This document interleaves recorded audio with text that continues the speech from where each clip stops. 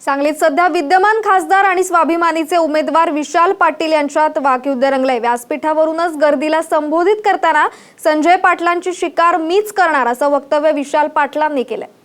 निवडणूक चालली कुठे? दोन उमेदवार विरोधातले उभे कसले? हा म्हणतो मी तुला बघून घेतो, तो म्हणतो मी 23 नंतर तुला बघून घेतो।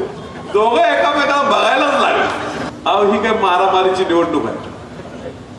दिल्लीत जाऊन त्या कुस्त्या खेळायच्या ते जे उमेदवार आहेत त्यांना आम्हीच जरा मोठं केलं, चूक आमची झाली। असा हा उंदीर आमच्या घरानं त्या उंदराला मांजराची भीती वाटत होती म्हणून आम्ही त्याचं मांजर बनवलं।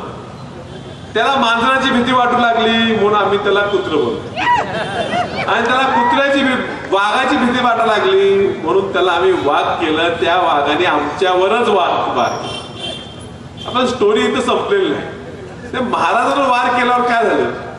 त्या महाराजांच्या कळशात अजून पाणी शिल्लक होत।